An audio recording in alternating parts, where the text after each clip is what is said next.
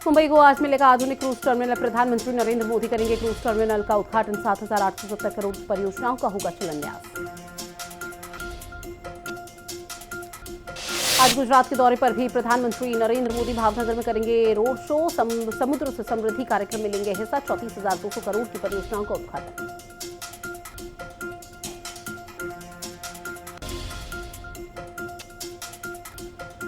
सितंबर को राजस्थान जाएंगे पीएम मोदी। बांसवाड़ा परमाणु ऊर्जा संयंत्र का करेंगे शिलान्यास। 1.21 लाख करोड़ रुपए से अधिक की परियोजनाओं की देंगे सौगात। 22 सितंबर को पीएम मोदी का त्रिपुरा का दौरा। त्रिपुरा के सीएम डॉक्टर माणिक साहा ने तैयारियों को लिया जायजा। त्रिपुरा सुंदरी शक्तिपीठ के पुनर्विकसित मंदिर का करेंगे उद्घाटन। पीएम मोदी ने पर्यावरण बचाओ का दिया संदेश। प्रधानमंत्री आवास पर लगाया पौधा। पीएम ने सोशल मीडिया पर पोस्ट कर लिखा, ये पौधा मुझे राजा चार्ल्स तृतीय द्वारा उपहार स्वरूप दिया गया था। सिख संगत के प्रतिष्ठित लोगों ने पीएम मोदी से की मुलाकात। प्रसिद्ध गायिका हर्षदीप कौर ने मूल मंत्र का सुंदर गायन किया है। इस दौरान केंद्रीय मंत्री हरदीप सिंह पुरी भी उपस्थित रहे। मशहूर गायक जुबीन गर्ग का 52 साल की उम्र में हुआ निधन। सिंगापुर में स्कूबा डाइविंग के दौरान गई जान। पीएम मोदी और राहुल गांधी ने जताया दुख। जम्मू कश्मीर के किश्तवाड़ में आतंकियों से हुई मुठभेड़। पुंछ में आतंकियों के अड्डे पर पर्दाफाश हुआ, जहां भारी संख्या में हथियार भी बरामद किए।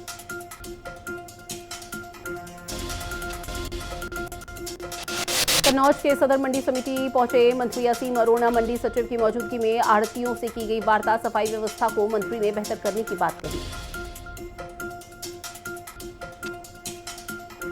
राजधानी लखनऊ में एलडीए ने 150 करोड़ की भूमि कब्जा मुक्त कराया है। साथ ही करीब 10,500 वर्ग मीटर अर्जित भूमि कब्जा मुक्त कराई, जहां पर कार्रवाई के दौरान कब्जेदारों ने किया विरोध। अलीगढ़ में पुलिस का बड़ा एक्शन। कुख्यात भूमाफिया खालिद की संपत्ति कुर्क की गई। खालिद के सहयोगी रफत अली को भी संपत्ति कुर्क। ललितपुर में तेज रफ्तार कार अनियंत्रित होकर सड़क किनारे जा पलटी। सड़क हादसे में 2 युवकों की हुई दर्दनाक मौत। वहीं 3 लोग गंभीर रूप से घायल। घायलों का इलाज अस्पताल में जारी। कानपुर देहात में युवकों को रील बनाना पड़ा भारी, जहां पुलिस ने कार को किया सीज। 40,500 रुपए का चालान काटा। साथ ही पुलिस ने सभी युवकों को हिरासत में भी लिया। कन्नौज में कंडम गाड़ियों के भरोसे कानून की रक्षा। मारपीट की सूचना पर इंस्पेक्टर ने चलाई गाड़ी, लेकिन अंदर हो गई बंद। चौकीदार और सिपाहियों ने मारा धक्का, तब जाकर चली गाड़ी। जौनपुर में ट्रक की चपेट में आए 2 सगे भाई। घटना के बाद आरोपी ट्रक ड्राइवर मौके से हुआ फरार। सूचना के बाद पुलिस ने शव को कब्जे में लेकर पोस्टमार्टम के लिए भेजा और मामले की जांच शुरू की।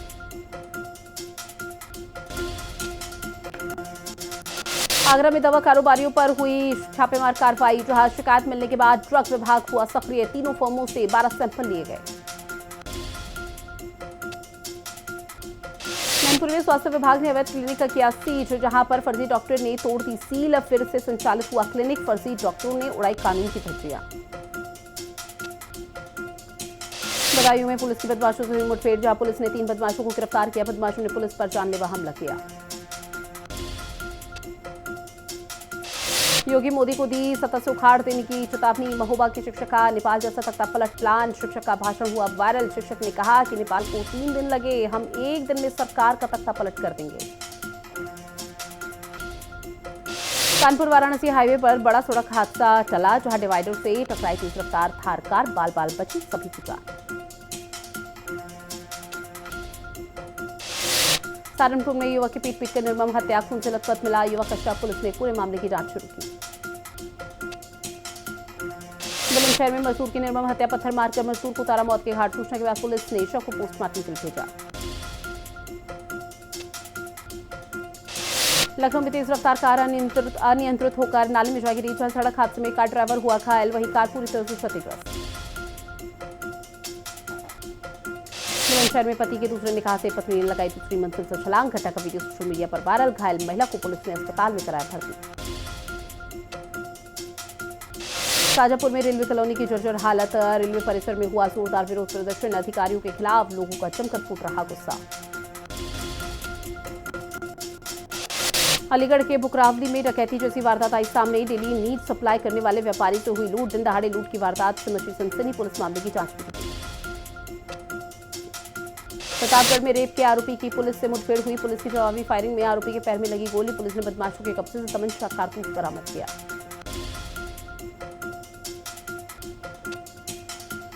बुलंदशहर में कॉलेज के प्लेग्राउंड में भिड़े दो छात्रों के गुट। जहां दबंग छात्र गुट ने पीट कर दूसरे गुट के छात्रों को घायल कर दिया।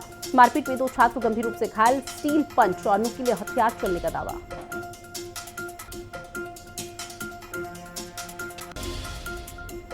मेरठ में पुलिस और बदमाशों के बीच मुठभेड़ हुई है। घटना में शामिल आरोपी साकिब के पैर में लगी है गोली। नकाबपोश युवकों ने गांव में घुसकर हमला किया था। शाजापुर में हाईवे पर दौड़ेंगे 6 पेट्रोलिंग वाहन। जहां एक कॉल में तुरंत मिलेगी मदद। अधिकारियों ने 6 हाईवे पेट्रोलिंग वाहनों को हरी झंडी दिखाकर रवाना किया। रायबरेली में बदमाशों ने महिला के साथ लूट की वारदात को दिया अंजाम। घर के अंदर बंधक बनाकर महिला से लूटे गए जेवरात। ग्रामीणों को आता देख बदमाश मौके से फरार। पुलिस ने आरोपियों के खिलाफ केस दर्ज किया। रायबरेली में ग्रामीणों ने खुद उठाया विकास कार्यों का जिम्मा। जहां पर दर्जनों ग्रामीणों के सहयोग से बनाई जा रही है सड़क। सिर्फ कागजों में हुआ है विकास। झांसी में भाई ने ही भाई पर किया चाकू से हमला। घायल को गंभीर हालत में अस्पताल में कराया भर्ती। मेरठ के जलालपुर गांव में सांप्रदायिक संघर्ष। 3 युवक गंभीर रूप से हुए घायल। सड़क पर डस्ट डालने को लेकर हुआ विवाद। मामूली कहासुनी पर ताबड़तोड़ फायरिंग। इटावा में पुलिस की दबंगई का कारनामा। एसएसपी की मां की अचानक बिगड़ी तबियत। जहां डॉक्टर फार्मासिस्ट को जबरन उठाया। इलाज की जल्दबाजी में जबरन उठाया गया। एसएसपी इटावा ने मामले का संज्ञान लिया।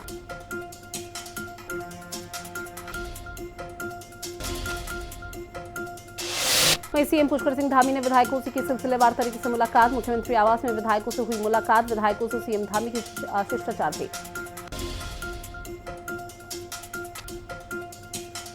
उत्तराखंड में बारिश का अलर्ट जारी। अगले 3 घंटों के लिए ऑरेंज अलर्ट जारी। देहरादून टिहरी में बिजली गिरने की संभावना।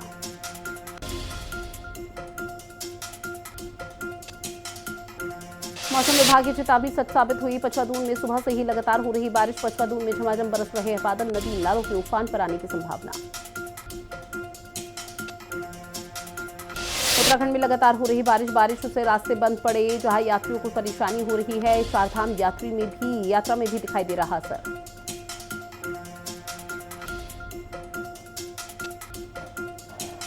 चकराता में आपदा से परेशान लोगों ने किया प्रदर्शन। कांग्रेस विधायक प्रीतम सिंह का तहसील घेराव। आपदा प्रबंधन में सुधार की मांग को लेकर प्रदर्शन।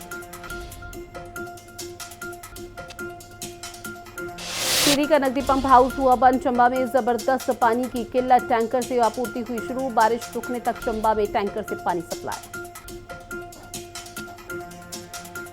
चारधाम में हेली सेवा एक बार फिर से हुई बहाल। जहां केदारनाथ में हुई 100 से ज्यादा हेलीकॉप्टर उड़ाने। सुरक्षा नियमों का सख्ती से हो रहा पालन। हल्द्वानी में कल से एशियन फेंसिंग चैंपियनशिप की शुरुआत। हल्द्वानी के गोलापार स्टेडियम में होगा चैंपियनशिप का आगाज। 17 देशों के खिलाड़ी लेंगे इसमें हिस्सा। CM Dhami Asian fencing championship का करेंगे उद्घाटन। कालाडूंगी में अवैध शिकार पर कार्रवाई। 2 लोग चित्तल मांस के साथ पकड़े गए हैं। जिसके बाद पुलिस ने 2 आरोपियों को किया गिरफ्तार। रुद्रप्रयाग में भांग की खेती कर पुलिस की कार्रवाई। नशा मुक्त अभियान में पुलिस ने बड़ी छापेमारी कार्रवाई को अंजाम दिया। 7 गांवों में भांग की फसल नष्ट की गई। गदरपुर के शिव मंदिर में रामलीला का भव्य शुभारंभ। 59वीं वर्षगांठ पर शिव मंदिर की रामलीला की हुई शुरुआत। जहां नगर पालिका अध्यक्ष ने कार्यक्रम का उद्घाटन किया। चमोली में मलबे से 16 घंटे बाद निकला व्यक्ति। कुंटरी फाली गांव में रेस्क्यू ऑपरेशन अभी भी जारी। प्रशासन ने लापता लोगों की तलाश तेज।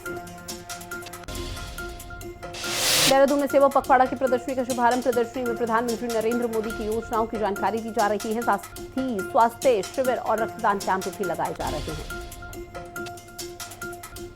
रुद्रप्रयाग की रोमा देवी बनी आत्मनिर्भरता की मिसाल। आटा चक्की से परिवार का पालन पोषण करती हैं। सरकार ने उन्हें 1.5 लाख रुपए की मदद की।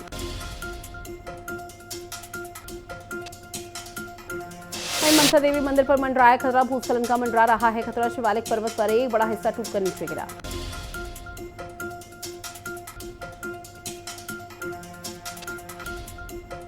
टिहरी में बारिशों से जनजीवन हुआ प्रभावित। भारी बारिश के कारण बंद हुई सड़कें। जहां बारिशों से जरूरी वस्तुओं की आपूर्ति बाधित।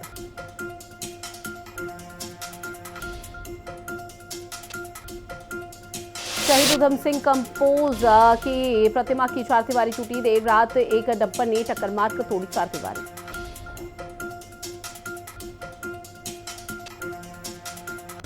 रुद्रप्रयाग में छात्र नीरज की मौत पर शक, परिवार ने हत्या की आशंका जताई। नीरज की मौत से सुसाइड नोट पर सवार, सुसाइड नोट पर मरीज नीरज का साइन नहीं था। विकास परियोजनाओं के टेंडर में गड़बड़ी का मामला आया सामने। सीएम नायब सिंह सैनी ने अधिकारियों को दी चेतावनी, कहा भवनों और सड़कों के निर्माण कार्यों में लापरवाही बर्दाश्त नहीं की जाएगी।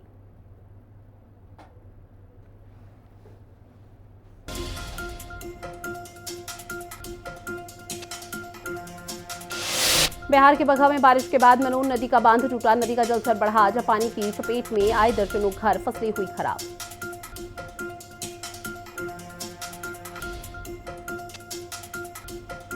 नालंदा में परवलपुर में अतिक्रमण हटाने की कार्रवाई हुई शुरू, जहां मुख्य पार्षद के घर का हिस्सा गिराया गया। हाईकोर्ट के आदेश पर प्रशासन की बड़ी कार्रवाई।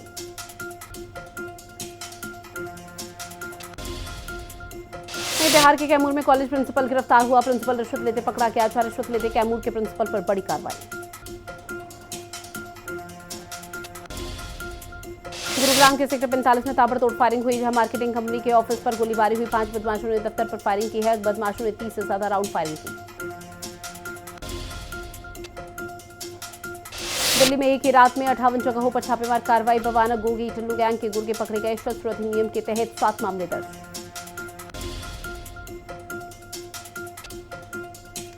दिल्ली के पीतमपुरा में मुठभेड़ हुई। जवाबी कार्रवाई में पुलिस ने बदमाश को मारी गोली। बदमाश गुड्डू के पैर में लगी गोली।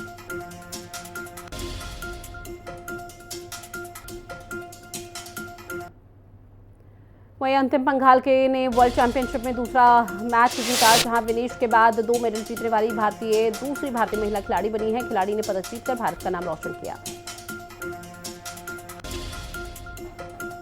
जर्जर की सुरुचि बनी दुनिया की नंबर 1 शूटर, जहां खिलाड़ी ने कहा कि उनके माता पिता का जो सपना है उसे वो पूरा करने के लिए जी जान से मेहनत करेंगे।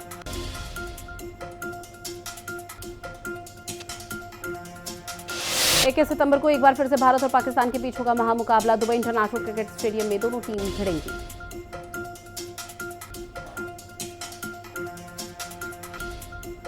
Star boxer Nupur Sheoran world championship के अनुभव को किया शेयर, कहा फाइनल की हार से कमियां पता लगी है, सुधार करके ओलंपिक में मेडल लाना लक्ष्य है, जरूरत पड़ी तो वेट कम करूंगी।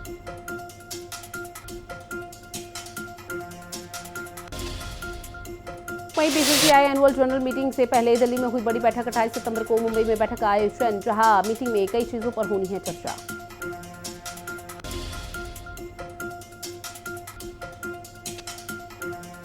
पाकिस्तान क्रिकेट बोर्ड ने मैच रेफरी एंडी पॉयक्राफ्ट को लेकर किया बड़ा दावा, जहां मैच रेफरी एंडी पॉयक्राफ्ट ने पीसीबी से माफी मांगी।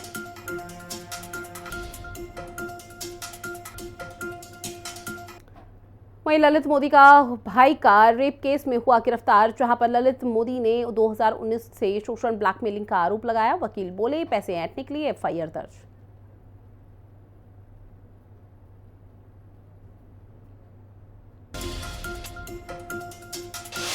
अनिल अंबानी के खिलाफ सीबीआई ने फाइल की चार्जशीट, जहां येस बैंक के पूर्व सीईओ राणा कपूर भी आरोपी। 2,796 करोड़ रुपए की धोखाधड़ी का आरोप। वहीं अमेरिकी टैरिफ मसला 2 महीने में सुलझ सकता है। मुख्य आर्थिक सलाहकार बोले कि 30 नवंबर के बाद टोटल टैरिफ 10 से 15% रह जाएगा।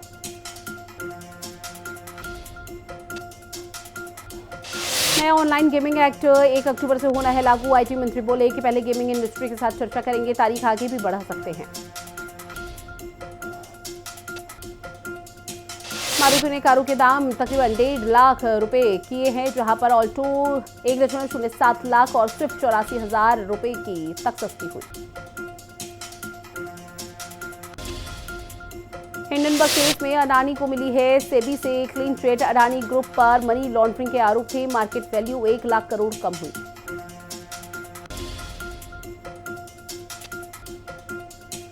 होटलों में खाना युवा पीढ़ी की जीवन शैली का अब हिस्सा बन चुका है। टियर 2 शहरों में बढ़ेंगे रेस्टोरेंट, जहां पर 72% उपभोक्ता विदेशी खाने को पसंद करते हैं।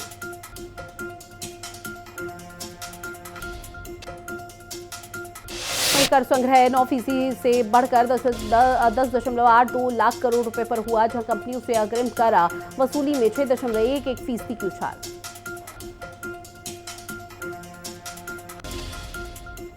ऑर्डिनेंस फैक्ट्रियों से लेकर ब्रॉसवेयर खिलौने तक झांसी के एमएसएमई को मिल रही अब नई पहचान।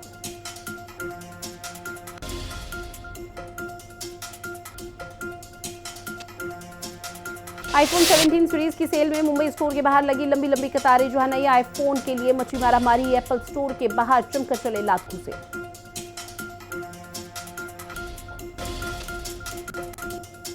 रूस के कामचटका में 7.8 तीव्रता का भूकंप आया है, जहां पर सुनामी का अलर्ट भी जारी किया गया। बीते 3 महीनों में 7 तीव्रता से ज्यादा के भूकंप दर्ज किए गए। फ्रांस में बजट कटौती के खिलाफ लाखों लोग सड़क पर उतरे हैं। 80,000 पुलिसकर्मी तैनात है। कई जगह पत्थरबाजी हुई तो हिंसा में 140 लोग गिरफ्तार। ब्रिटेन में डोनाल्ड ट्रंप ने की पीएम मोदी की जमकर तारीफ। 2 दिन में 2 बार ट्रंप ने की है पीएम मोदी की तारीफ। ट्रंप बोले, मैं भारत और पीएम मोदी के बहुत करीब हूं। रूस से तेल खरीदने के कारण उन पर बैन लगाना पड़ा। अमेरिकी ईरानी चाबहार पोर्ट से जुड़ी कंपनियों पर जुर्माना लगाएगा। 10 दिन में पोर्ट को मिली छूट खत्म होगी। ये भारत के पास 10 साल लीज पर। वहीं पीएम इमैनुअल मैक्रोन की पत्नी महिला होने का वैज्ञानिक सबूत देंगी। डोनाल्ड ट्रंप के समर्थक महिला ने पुरुष होने की अफवाह फैलाई थी। अमेरिकी कोर्ट में केस हुआ दर्ज।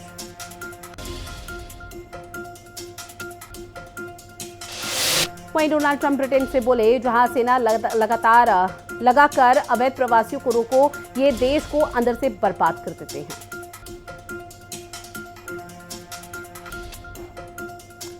कनाडा और मेक्सिको ने की अमेरिका की घेराबंदी। टैरिफ धमकियों के बीच संबंधों को मजबूत करने का ऐलान किया है। दोनों देशों ने समुद्री रास्तों से व्यापार बढ़ाने की बात भी कही।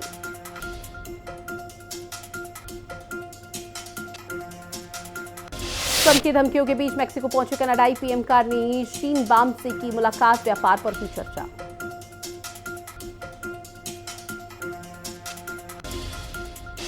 जिमी किमेल का शो बंद होने पर डेमोक्रेट्स भड़के। अभिव्यक्ति की आजादी पर लगाएंगे विधेयक।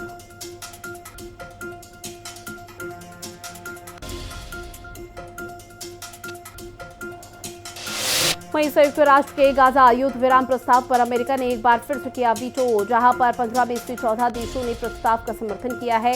अमेरिका ने हमास की पर्याप्त निंदा न होने का हवाला देकर विरोध दर्ज कराया। प्रधानमंत्री नरेंद्र मोदी ने नेपाल के अंतरिम पीएम सुशीला कार्की से की फोन पर बातचीत। पीएम ने हिंसक प्रदर्शन के दौरान जान गंवाने वाले लोगों के प्रति संवेदनाएं व्यक्त की।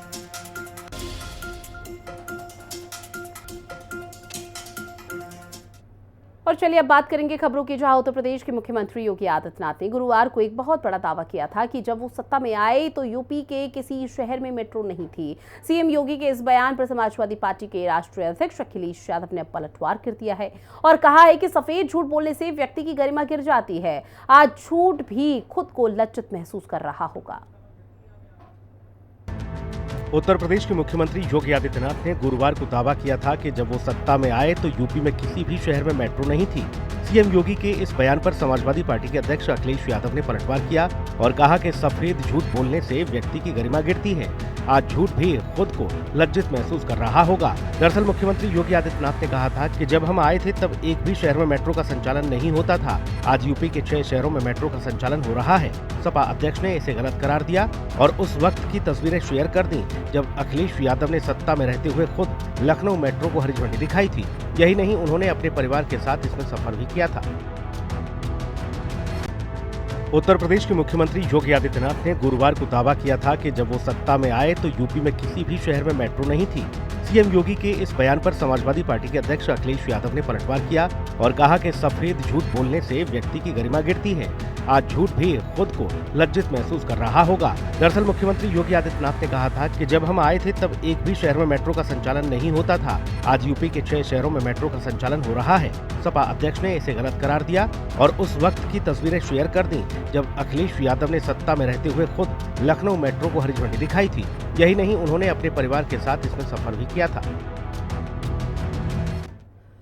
वहीं राहुल गांधी ने मुख्य चुनाव आयुक्त ज्ञानेश कुमार पर गंभीर आरोप लगाए हैं, जहां कांग्रेस सांसद ने एक बार फिर से चुनाव आयोग पर वोट चोरी करने का तोहमत लगा दिया है। अब इसके बाद बीजेपी उन पर लगातार हमलावर है, जहां शुक्रवार यानी कि 19 सितंबर 2025 को बीजेपी के सीनियर लीडर और पूर्व केंद्रीय मंत्री रविशंकर प्रसाद ने प्रेस कॉन्फ्रेंस की और कहा कि राहुल गांधी को झूठ बोलने की आदत है। राहुल गांधी ने गुरुवार को प्रेस कॉन्फ्रेंस कर चुनाव आयोग पर 6000 से ज्यादा वोट काटने का गंभीर आरोप लगाया था।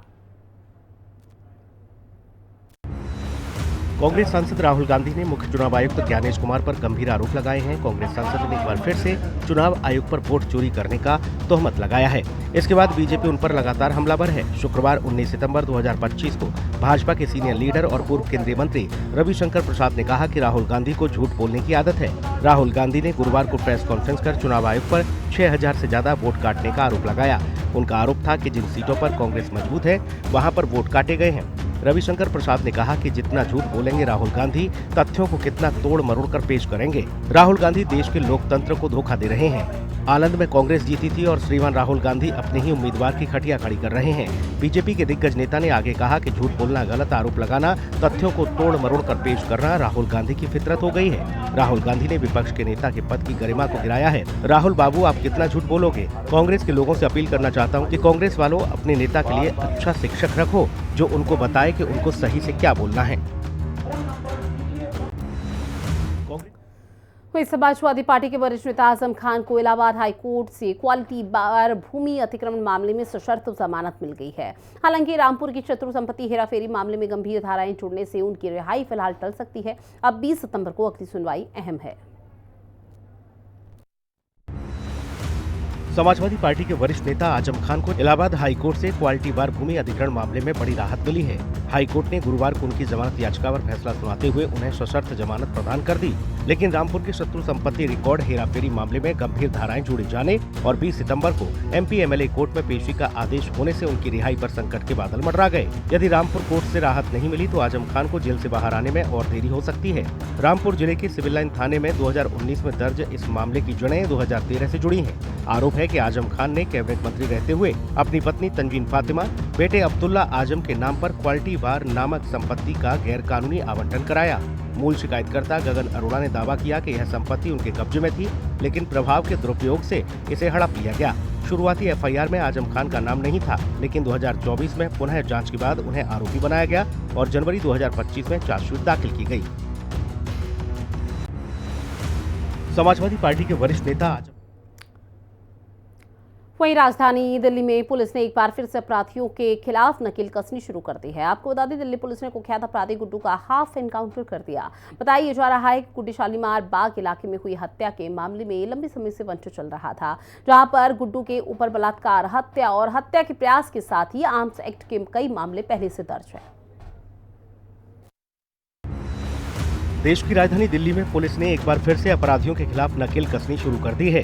दिल्ली पुलिस ने कुख्यात अपराधी गुड्डू का हाफ एनकाउंटर कर दिया। बताया जा रहा है कि गुड्डू शालीमार बाग इलाके में हुई हत्या के मामले में फरार चल रहा था। गुड्डू के ऊपर बलात्कार, हत्या और हत्या के प्रयास के साथ ही आर्म्स एक्ट के कई मामले दर्ज हैं। दरअसल गुड्डू ने पुलिस टीम पर फायरिंग की, जिसके बाद दिल्ली पुलिस ने बचाव में गोली चलाई और गुड्डू घायल हो गया। इलाज के लिए गुड्डू को बाबू जगजीवन राम अस्पताल भेजा गया। दरअसल दिल्ली पुलिस ने कई दिनों से फरार चल रहे कुख्यात अपराधी का हाफ एनकाउंटर किया है। पुलिस ने शालीमार बाग में हुई हत्या के मामले में फरार चल रहे आरोपी गुड्डू का हाफ एनकाउंटर किया है। पुलिस ने बताया कि सूचना मिलने के बाद गुड्डू को घेरकर पुलिस ने उसे पकड़ने की कोशिश की। इस पर गुड्डू ने पुलिस टीम पर फायरिंग शुरू कर दी। आत्मरक्षा में पुलिस को भी जवाबी फायरिंग करनी पड़ी, जिसमें गोली लगने से गुड्डू घायल हो गया। फिलहाल गुड्डू को घायल अवस्था में बाबू जगजीवन राम अस्पताल में भर्ती कराया गया है। और चलिए, बुलेटिन में इतना ही। आप बने रहिएगा हिंदी खबर के साथ। नमस्कार।